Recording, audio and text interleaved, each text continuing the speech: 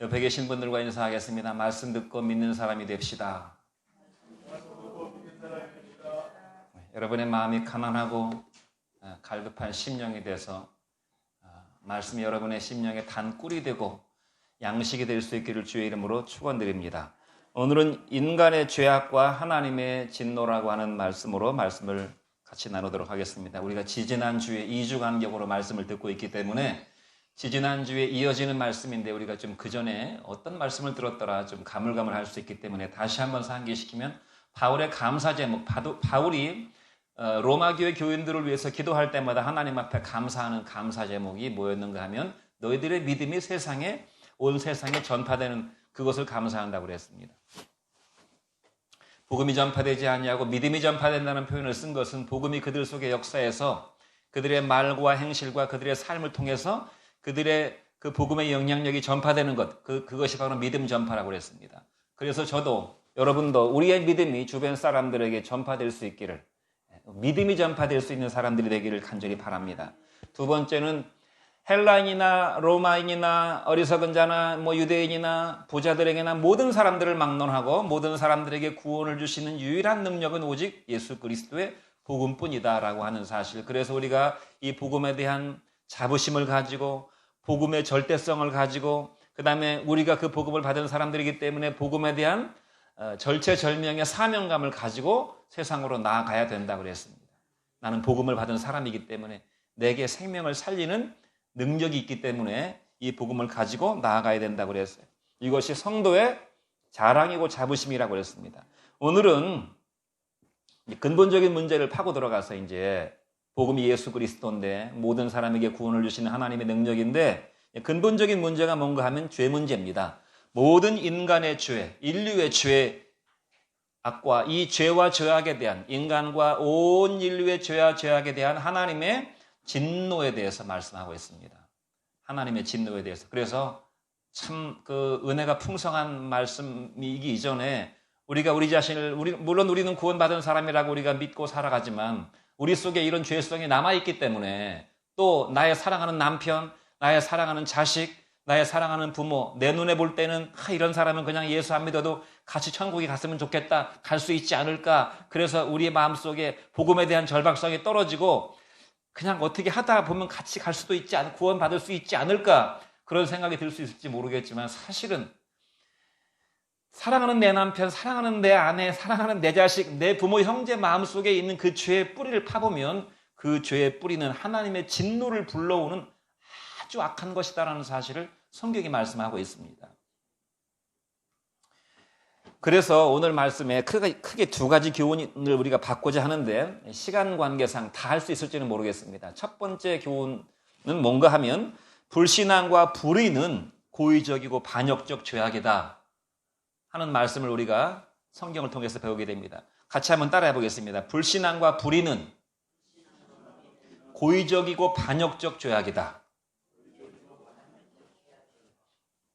이 말씀을 읽을 때 내 속에 있는 죄성, 남아있는 죄성에 대해서도 생각을 해봐야 되고 법 없이도 살 것 같은 나의 배우자나 나의 자식들을 통해서도 생각을 해봐야 됩니다.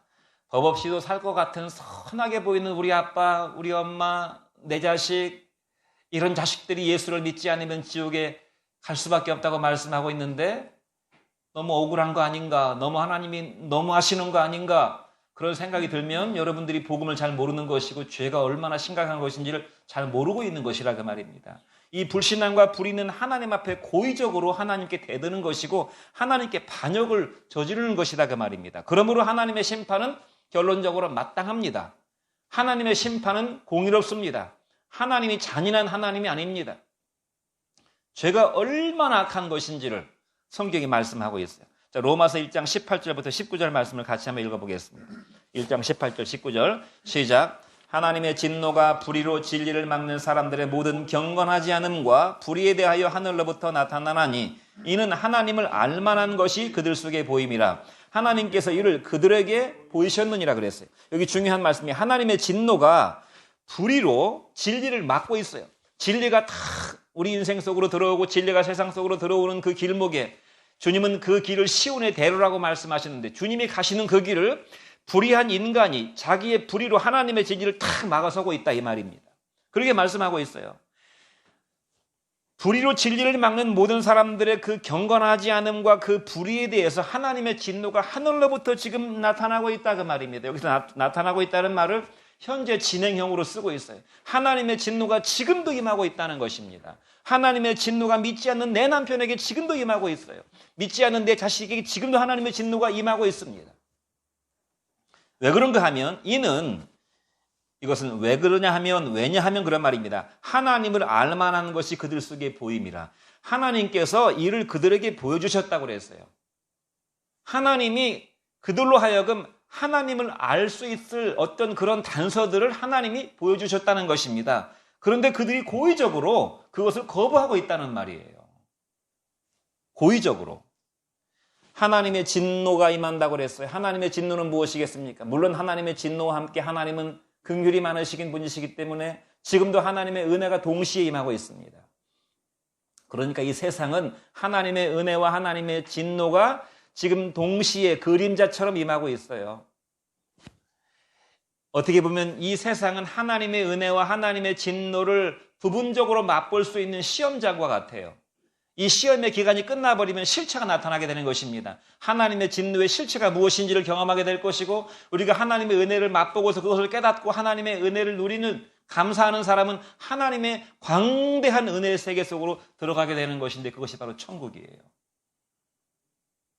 하나님의 진노는 하나님의 기쁨의 정반대라고 말할 수 있어요. 여러분 기쁨의 반대말은 무엇입니까? 그러면 많은 사람들은 슬픔이라고 말할 수 있을지 몰라요. 슬픔. 물론 그것도 틀렸다고 말할 수는 없겠지만 슬픔은 그러나 그렇게 나쁜 의미의 감정은 아닙니다. 하나님이 우리에게 주신 복 중에 또 하나는 슬픔도 있다고 봐요. 슬픈 상황에 대해서 슬퍼하는 것은 그렇게 나쁜 것은 아니에요. 그러므로 하나님의 진노의 정반대는 슬픔이라고 하기보다는 하나님의 분노라고 말할 수 있어요. 하나님의 진노. 하나님은 태초에 인간을 만드시고 세상을 만드셨을 때 하나님이 그 피조물을 만드실 때마다 하나님이 내뱉으신 감탄사가 있어요. 그것이 무엇이었습니까? 우리 성원이 지난주에 1:1 성경 공부하면서 배웠죠. 하나님의 보시기에 좋았더라. 하나님이 만물을 만드실 때마다 좋았더라 말씀하셨다는 말은 좋다는 말은 하나님이 기뻐하셨다 그 말입니다. 하나님이 기뻐하셨다는 말은 그것이 선이란 말이에요. 그래서 선과 기쁨과 좋음은 다 같은 말입니다. 하나님은 인간을 이 세상을 하나님의 기쁨으로 만드셨어요. 그래서 모든 것이 하나님의 보시기에 하나님이 기뻐하실 만큼 좋았습니다. 그런데 최종적으로 하나님이 가장 기뻐하신 것은 무엇이었는가 하면 하나님이 태초에 인간을 만드시고 자기 형상대로 사람을 만드셨을 때 하나님이 심히 기뻐하셨다고 그랬어요. 심히 기뻐하셨다는 말은 하나님이 감탄하셨다 그 말입니다. 실제로 성경에는 창세기 1장 1절은 감탄적인 용법으로 쓰여졌어요. 하나님의 감격으로 창세기를 시작하셨어요. 하나님은. 그러므로 믿음이라고 하는 것은 우리가 익히 아는 대로 믿음은 무엇입니까? 우리가 모를 때 우리가 여러 가지 말로 말할 수 있어야 되는데 그중에 으뜸이 뭔가 하면 믿음은 하나님을 기쁘게 하는 것이다. 하나님을 기쁘시게 하는 것이 믿음이다 그랬어요.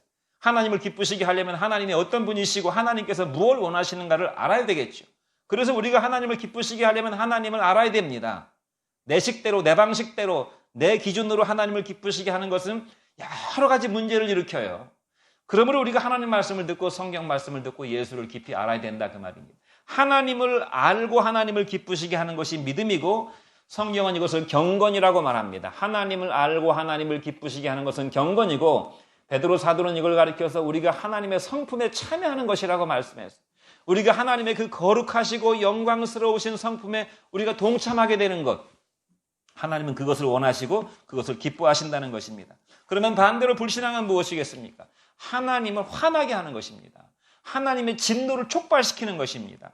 그 언행 심사 일체로 말하고 행동하고 마음속에 생각하는 그 품은 생각 일체가 다 하나님을 화나게 하는 그런 행동이 바로 불신앙입니다. 다른 말로 불경건이고 불입니다.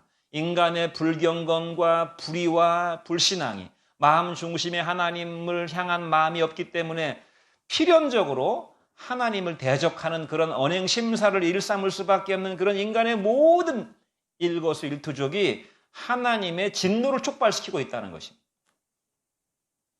그 하나님의 진노의 결과가 무엇입니까? 바로 지옥의 불입니다. 헬파이어. 전쟁 무기에 보면 헬파이어 미사일이 있어요. 아파치 헬기에 장착된 헬파이어 미사일에서 이 미사일이 나가면 그 일대가 다 불바다가 됩니다. 말 그대로 불바다예요. 하나님의 진노는 지옥의 불바다입니다. 하나님의 진노는 파멸과 저주를 불러오는 것입니다. 그것은 영원한 공포예요. 영원한 공포. 탄식과 영원한 후회. 주님은 이것을 또 뭐라고 비유적으로 말씀하셨는가 하면 저희가 바깥 어두운 세상에 쫓겨나서 슬피 울며 영원히 이를 갈미 있을 것이라고 말씀했어요. 슬피 울며 영원히 이를 갈.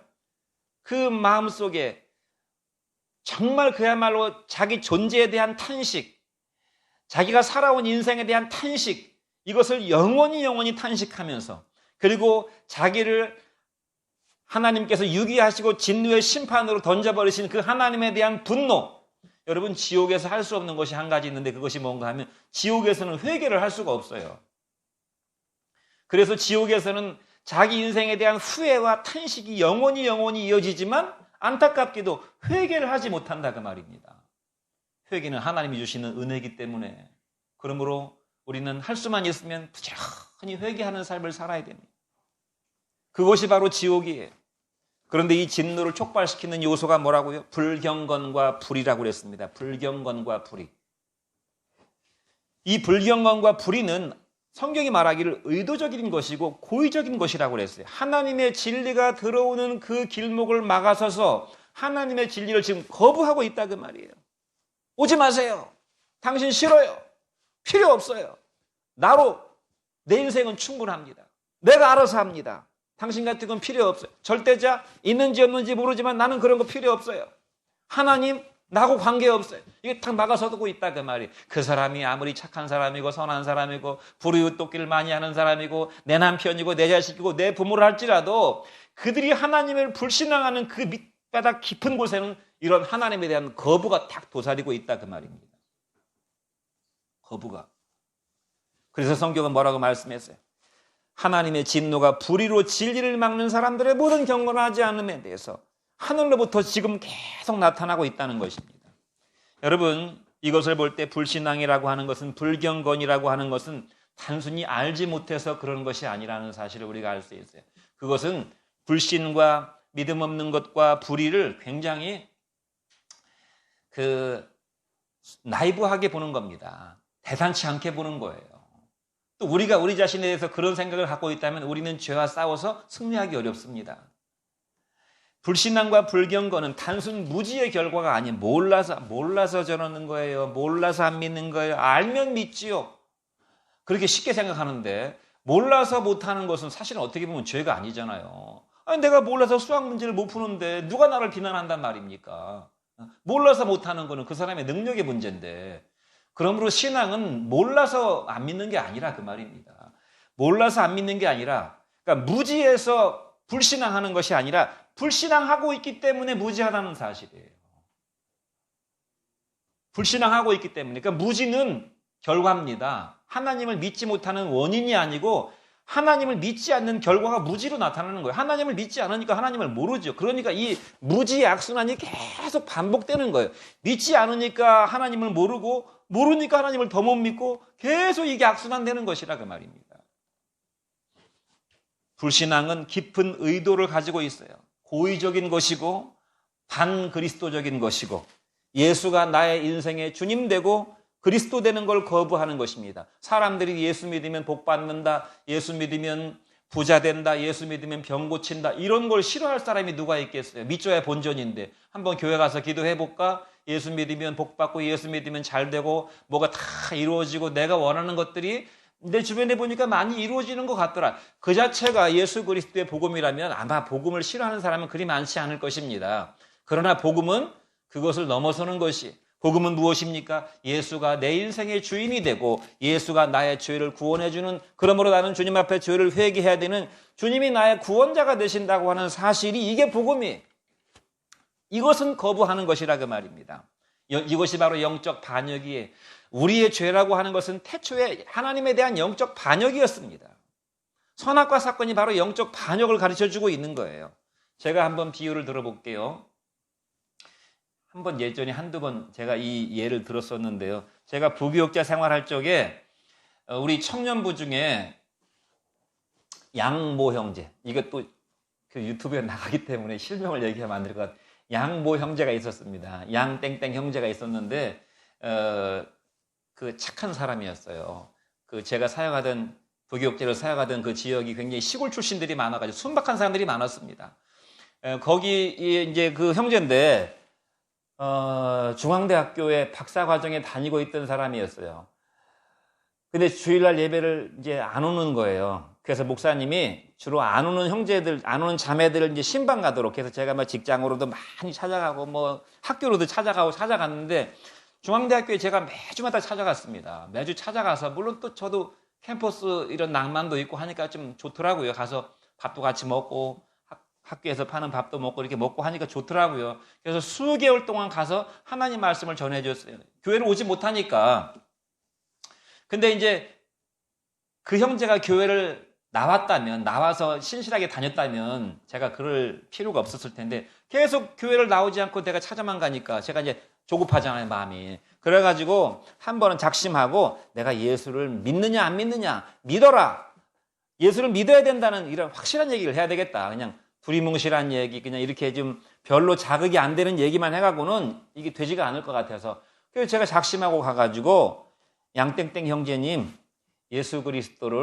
예수님을 우리 형제의 마음속에 주인으로, 인생의 주인으로, 주의 말씀에 순종해 사는 주인으로 영접하시라고 그랬더니 그 착한 형제가, 아주 선하고 착한 형제가 딱 이제 자기 진심을 딱 드러내는 것이죠. 누구나 자기 인생은 자기가 주인이기 때문에 딱 자기 인생에 대한 그런 질문에 대해서는 분명한 태도를 보이는 것입니다. 지금은 좀 그렇습니다. 목사님, 전사님 지금은 좀 그래요. 제가. 그러니까 예수님을 믿으라고 하니까 예수님을 너의 인생의 주인으로 모셔라. 네가 박사과정 좋고 뭐 석사과정 좋고 성공하고 출세하는 거 다 좋은데 예수님을 네 인생의 주인으로 모셔야 된다. 그러니까 지금은 좀 그렇습니다. 그러니까 예수님 말씀대로 순종해서 살고 내가 예수의 말하자면 인생에 예수님에게 매이는 인생은 불편하다 그 말입니다.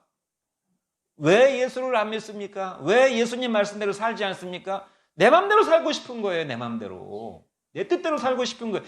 교회 안에 사람들도 마찬가지예요. 왜 우리가 주의 말씀에 절대적으로 순종하지 못합니까? 옛사람의 습성, 내 뜻대로 살고 내 맘대로 살고 그냥 주님은 내가 원하는 것들을 좀 도와주고 아쉬울 때 주님이 나를 좀 이렇게 뒤를 봐주는 정도면 좋은데 주님 뜻대로 사는 것은 속에서 거부하는 뭔가가 있어요. 속에서 거부하는.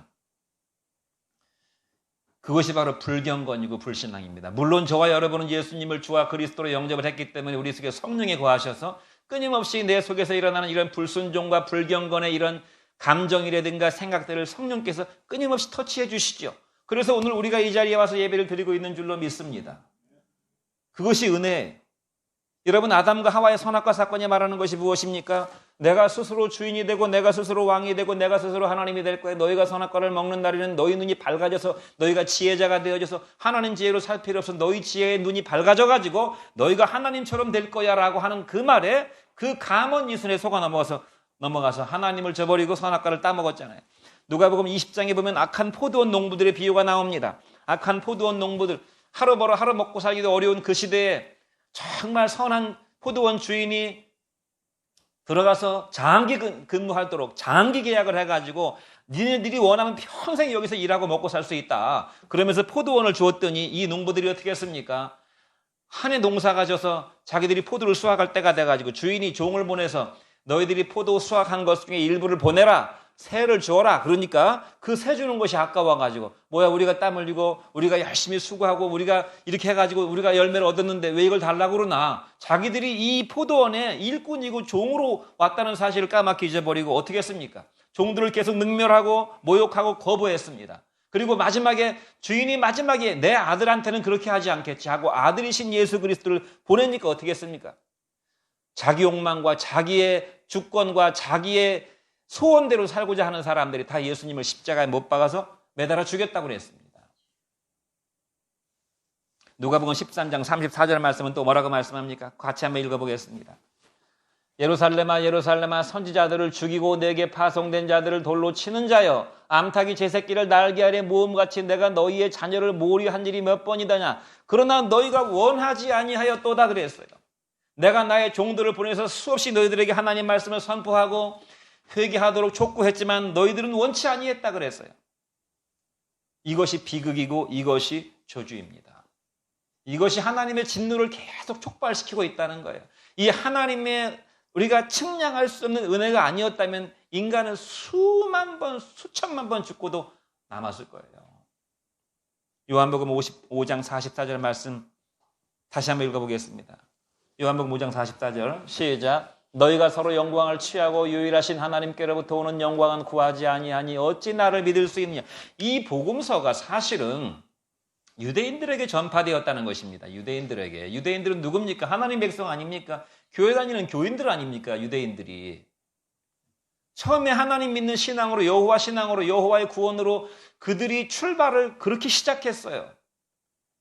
그들 자체가 하나의 교회였어요. 예루살렘이라고 이 이스라엘이라고 하는 공동체가 하나의 교회였습니다. 유대인이라고 하는 것은 하나님 백성을 의미하는 사람들이었어요. 그런데 그들이 오랜 세월을 지나면서 그들의 신앙의 중심에서 하나님을 밀어내버리고 자기가 다시 자기 인생의 주인이 되고 자기들이 왕이 되는 인생을 살았을 때 주께서 뭐라고 그랬어요? 너희가 서로 영광을 취하고 유일하신 하나님께로부터 오는 영광은 구하지 아니하니 어찌 나를 믿을 수가 있겠느냐. 믿음이 불가능하다고 말입니다. 믿음이 너희들이 밤낮 교회 와서 부르짖고 기도하고 예배드리고 찬양하고 재물을 갖다 바친다고 말을 하지만 너희들 속에서 믿음이 생겨나는 것은 불가능하다. 왜 그런가 하면 너희들이 서로 영광을 취하려고 하기 때문에.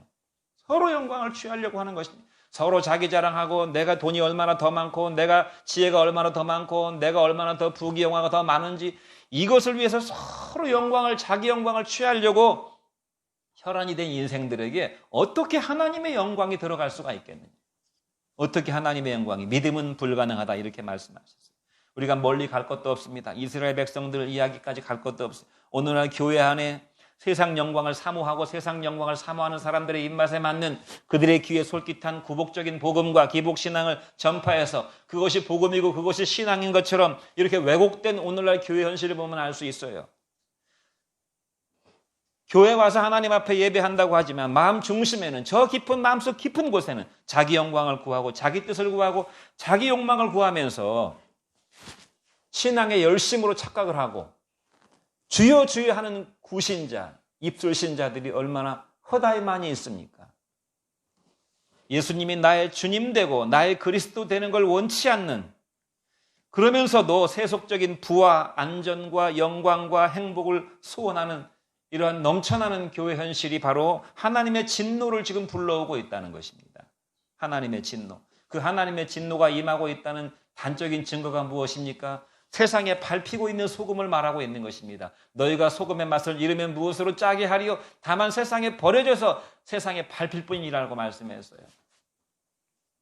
교회가 세상에 등불이 되고 등대가 되고 부패져가는 것에 방부제코라는 소금이 되고 맛없는 세상, 이 재미없는 세상에 뭘 해봐도 재미가 없는, 뭘 해봐도 시시한, 그냥 인생 잠깐 사는 거 인생 별거 있냐? 인생 뭐 별거 있냐? 다 먹자고 하는 짓이다라고 말하는 사람들 속에 들어가서 아무런 맛을 내지 못하고 있는 이 맛을 잃어버린 이 소금과 같은 그런 세상에 하나님의 진노가 지금 임하고 있다 이 말입니다. 하나님의 진노가. 우리가 코로나 사태를 통해서도 사실은 이런 것들을 배워야 될 줄로 믿습니다. 어떤 사람들은 어떤 교회들은 하나님이 코로나를 주시지만 우리가 하나님을 믿고 의지하면 하나님이 좋은 거 주실 것이다. 하나님이 더 복을 주실 것이다. 참고 견디고 이겨내라. 지금 장사가 안 되는 거 다 우리가 믿음으로 이겨내면 결국은 하나님이 장사를 잘 되게 해주실 것이고 우리가 원하는 것들을 다 풍족하게 이루어질 것이다라고 이렇게 엉뚱한 방향으로 틀어가지고 코로나를 해석하는 천만의 말씀이에요. 우리가 이만큼 먹고 살면 잘 먹고 잘 사는 것이지 얼마를 더 잘 먹고 잘 살아야 됩니까? 정말 우리가 돌아봐야 될 것은 세상 사람들은 세상 사람들대로 생각을 하겠지만 우리 믿는 사람들은 정말 우리가 하나님 앞에 이 교회가 하나님 앞에 나의 신앙이 하나님 앞에 정말 주님을 나의 주님으로 예수님을 나의 주님으로 그리스도로 모시고 사는가 하는 걸 돌아봐야 될 줄로 믿습니다. 그리고 코로나가 우리에게 주는 은혜가 있어요. 우리가 언제 죽을지 모른다는 사실을 항상 상기시켜주고 있다는 사실입니다. 우리가 코로나 안 걸리려고 마스크 쓰고 조심조심 살잖아요. 영적으로도 그러해야 된다는 것입니다. 그러므로 불신앙과 엉터리 신앙과 불의가 하나님의 임재를 고의적으로 의도적으로 막아서고 있는 영적인 반역이고, 그러므로 하나님의 심판은 마땅하다. 로마서 1장 28절 말씀을 같이 한번 읽어보시죠. 시작. 또한 그들이 마음에 하나님 두기를 싫어한다고 그랬어요. 마음에 하나님 두기를 싫어한다고 그랬어요. 제 경험으로 보면 알 수 있어요. 제 경험으로. 지난 한 주간 제가 돌아보니까 좀 우울하고 짜증나고 이런 일들이 많이 있었어요. 우울하고 짜증나고 그러다 보니까 화를 내게 되고, 화를 내게 되면 그 화를 내게 되는 요소가 내가 화를 낼 수밖에 없다는 그런 이유가 있지만, 어쨌든 화를 내고 나면 마음이, 은혜가 사라집니다. 은혜가 식어지고 기분이 착 가라앉으면서 우울하고 만사가 짜증스러워요. 제 마음속을 보면 내 마음에 하나님이 들어오셔서 하나님이 나를 주장하시고 온유와 겸손으로 하나님이 나를 다스리시도록 하는 것에 대해서 흔쾌하지 않아요. 마음속에. 마음에 하나님 두기를 싫어한다고. 그러므로 회개하고 또 회개하고 회개해서 어찌하든지 이러한 마음 상태를 몰아내야 됩니다. 내 속에서. 심지어 하나님은 하나님을 알만한 것들을 계시하셨다고 말씀하셨어요. 하나님의 영원하신 능력과 하나님의 거룩하신 성품을 피조물 속에 계시하셨다고 말씀하셨어요. 하나님께서 우리가 눈에 보이는 피조물들, 우리도 피조물에 속하는 사람이니까 하나님이 우리 자신 속에, 그 다음에 우리가 눈에 보이는 모든 이 나무, 이 풀이라고 해야 됩니까? 나무라고 해야 됩니까? 내 주변의 모든 자연 만물들 속에 하나님의 성품을 두셔서 인간으로 하여금 눈에 보이는 것들을 통해서도 하나님의 살아계심, 하나님의 영광, 하나님의 성품을 늘 기억하도록 하나님이 그렇게 하셨다는 것입니다. 피조물 속에. 그러므로 이 눈에 보여지는 모든 것들은 다 우리가 하나님께로 이끌릴 수 있는 우리의 가이드요, 우리가 하나님에게로 다가갈 수 있는, 물론 불완전한 것이긴 하지만 징검다리와 같은 것이라고 말할 수가 있어요. 징검다리. 그것이 무엇입니까? 여러분의 마음속에, 저의 마음속에 두신 선한 양심이에요.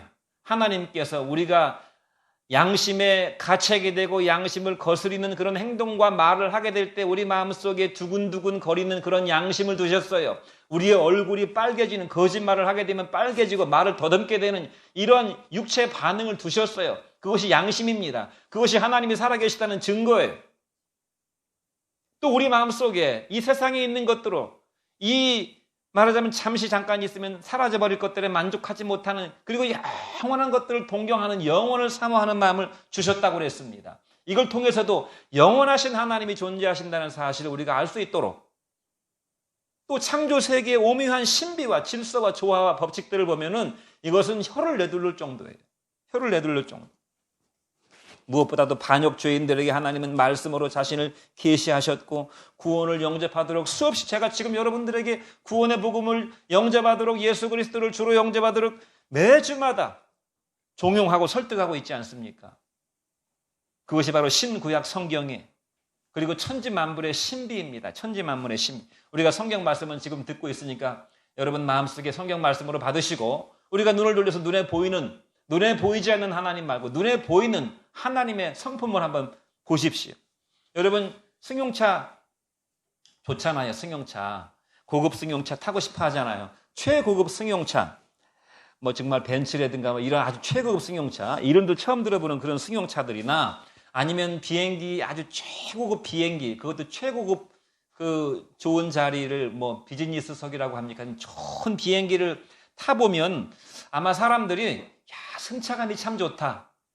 이 고급 승용차, 이 벤츠 승용차 참 승차감 좋다. 그러면 아마 진동이 별로 없고 소음이 별로 없는. 제가 이스타나 봉고차도 몰아봤고, 오랫동안 몰아봤고, 그 다음에 카니발도 중고차 사서 몰아다녀 봤는데, 이 큰 차들, 경유차들의 특징은 이 진동과 소음이 심하다는 것입니다. 승용차에 비해서. 사람들은 다 고급 승용차, 승차감 좋고 진동 없고 소음이 없는 그런 차를 타고 싶어 하죠. 그런데 아무리 좋은 승용차를 할지라도 시속 한 150km 넘어서 막 200km 가까이 가게 되면은 소음과 진동이 안 날 수가 없어요. 심하면 전복돼 버립니다. 차가 뒤집어져 버려요. 너무 심한 이런 한 200km 가까이 달리게 되면 아마 전복이 되는 자동차들이 많을 거예요. 그런데 여러분 한번 생각해 보세요. 하나님께서 만드신 거대한 비행기가 있습니다. 그것이 바로 무엇입니까? 바로 이 지구예요, 지구. 지구는 끊임없이 지금 움직이고 있습니다. 우리가 지금 이 지구라고 하는 거대한 비행물체에 타고 있는 거예요. 이 지구라고 하는 비행물체는 지금 움직이고 있는데 이 지구가 태양 주위를 1년에 한 번씩 돕니다. 이렇게 빙빙 태양 주위를 돌지요. 어마어마한 거리를 돌고 있습니다. 도는데 자기 스스로가 하루에 한 번씩 회전하면서 돌아요. 또 이렇게. 그러니까 회전하면서 빙빙 돌고 있다 이 말입니다. 그런데 이 속도가 얼마의 속도로 돌고 있는 줄 아세요? 지구가 공전하는 속도가 얼마나 빨리 태양 주위를 공전하고 있는가 하면 똑딱 1초 사이에 30km를 회전하고 있습니다. 30km. 똑딱 하면 지금 똑딱 하는 순간에 우리가 어디까지 가 있는가 하면 저 잠실 운동장까지 가 있는 거예요. 시속 10만 8천 킬로미터의 비행 속도로 지구가 움직이고 있어요.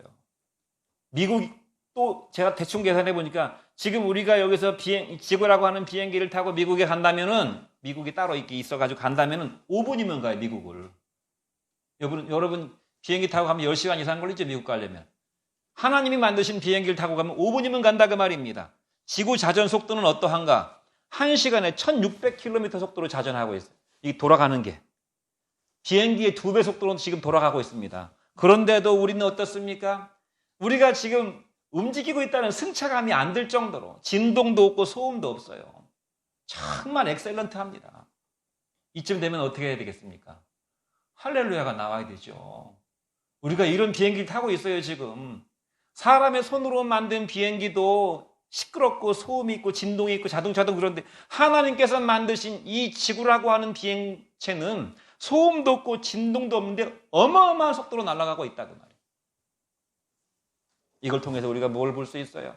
이것은 신의 걸작품이 아니면 불가능한 이야기다. 하나님께서 뭐라고 그러셨어요? 하나님께서 하나님을 알만한 것들을 저들 속에 보이셨고 천지 만물에 나타내 보여주셨다고 그랬어요.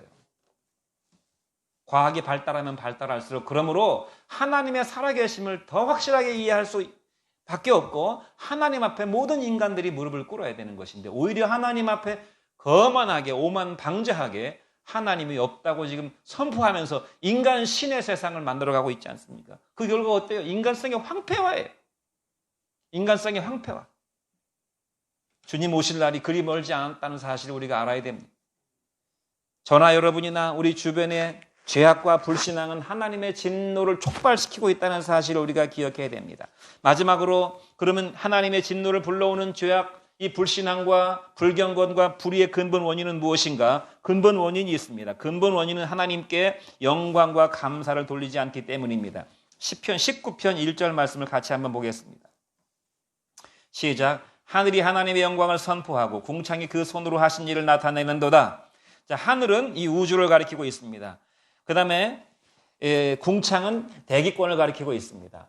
여러분 시편의 말씀을 볼 때 하늘이 하나님의 영광을 선포하고 궁창이 이 창공이 하나님이 그 손으로 하신 일을 나타내신다. 이 우주는 밤하늘에 우리가 별을 요즘은 뭐 하늘이 막지 않아서 많은 별들을 볼 수 없지만 우리가 속한 이 태양계, 태양 같은 태양계가 우리가 속한 은하계에 1000억 개가 있다고 그럽니다. 그런데 과학자들은 얘기하기를 이 우주에는 우리가 속한 태양계 같은 이런 우리가 속한 이 우주 은하계가 또 1000억 개의 은하계가 있다는 거예요. 그것도 밝혀낸 것만 그렇다는 것입니다. 추정을 할 수가 어마어마한 우주 공간을 하나님께서 만드셨어요. 이것이 어떻게 자연스럽게 그냥 우연히 만들어졌다고 말할 수가 있겠어요? 또 여러분들이 보는 낮에 하늘을 보세요. 이따 가다가 한번 하늘을 보세요. 하늘이 하나님의 솜씨를 자랑한다고 그랬어요. 맑은 하늘, 창국 파란 하늘을 보세요. 그것은 하나님께서 지구라고 하는 이 행성에 대기권을 만들어 놓으셨기 때문에 우리가 창공을 볼 수가 있는 것입니다. 만약에 지구에 공기가 없다면은 푸른 하늘을 볼 수 없어요. 달에는 푸른 하늘이 없습니다. 공기가 없기 때문에. 하나님께서 얼마나 오묘하게 만드셨는가 하면 공기를 만드셔가지고 지구를 감싸므로 말미암아 태양광선이 지구의 대기권에 올 때 그 공기에 탁 광선이 부딪힙니다. 빛도 부딪히면 깨져요. 빛이 쫙 깨지면서 빛이 산란을 일으키는 거예요. 그러면 깨진 그 빛 중에서 우리가 파란색 빛을 보게 되는 그것이 바로 파란 하늘입니다. 참으로 오묘하고 신비하죠. 그러면 파란 하늘뿐입니까? 구름은 또 얼마나 복되고 아름답습니까? 어떤 때는 하나님께서 구름을 끼게 해주시고 비를 내려주시고 바람을 일으키시고 이슬과 안개를 내리신다. 기가 막힌 것입니다. 저나 여러분들이나 이 창공을 통해서 이 하늘을 통해서 이 밤하늘을 통해서 우리가 하나님의 영광을 볼 수 있어야 될 줄로 믿습니다. 하나님께 영광을 돌리지 아니함으로, 그러나 우리가 이런 것들을 보면서 하나님께 영광을 돌리지 아니함으로 모든 죄악이 들어왔다고 그랬어요. 또 한 가지는 무엇입니까? 감사입니다. 감사는 은혜를 은혜로 여기지 아니하는 사람들 마음속에, 감사라는 것은 은혜를 은혜로 여기는 사람들의 마음속에 임하는, 그 위에 더 임하는 은혜가 바로 감사예요. 은혜를 은혜로 여기지 아니하는, 은혜를 은혜로 여기는 사람들의 마음속에 임하는 은혜 위에 은혜, 그것이 감사라 그 말입니다.